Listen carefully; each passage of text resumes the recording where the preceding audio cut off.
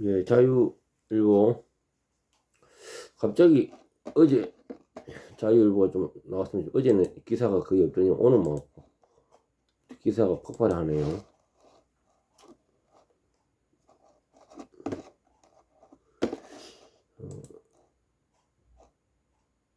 배신의 계절.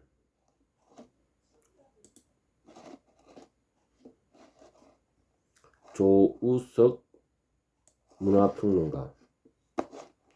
나라TV에도 많이 나오시죠. 예.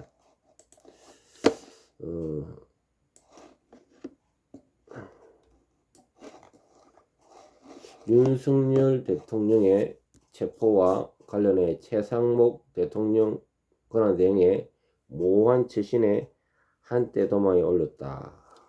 국가기관의 충돌로 유혈 사퇴된 양쪽의 책임을 물을 것이라고 얼음장을 놓았지만 실은 무책임론 했기 때문이다. 그건 양비론에 불과하다. 공수처, 경찰, 법원의 수사권 행사와 영장 발부의 불법성을 따지는 경고는 왜 못하는가? 결과적으로 그의 경호처에 손발을 묶고 말았다.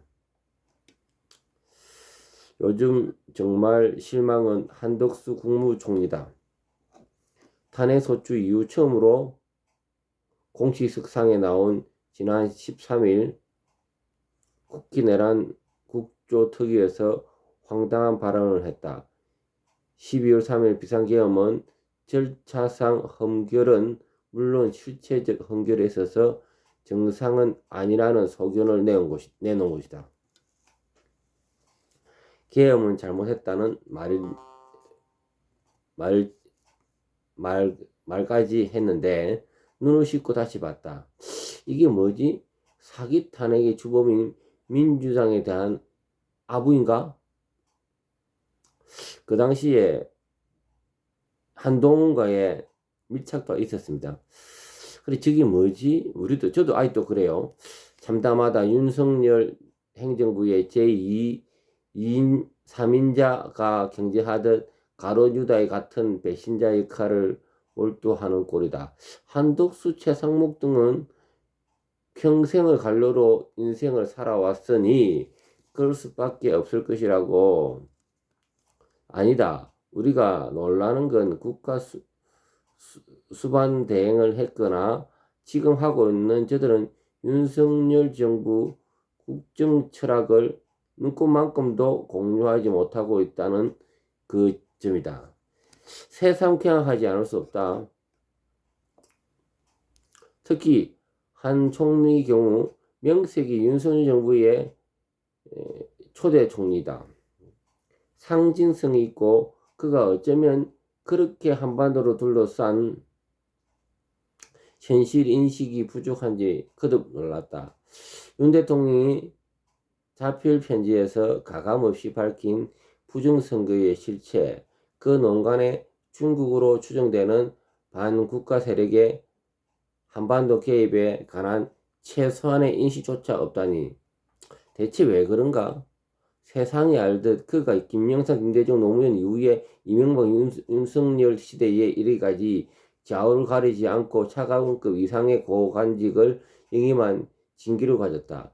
출세지향적 인물은 본래 다 그런가? 더구나 그는 고향 세탁의 혐의도 있다. 젊을 때 서울 출신 행세를 하다가 김대중 이후로부터 전라도라며 자기 이익을 챙겼다. 그랬던 그의 두 얼굴은 거듭 실망이다. 기억하는가? 한 총리는 지난해 총선 패배 때 책임을 지고 샤프를 냈는데 그때 윤석열은 깔끔하게 처리했어야 옳았다.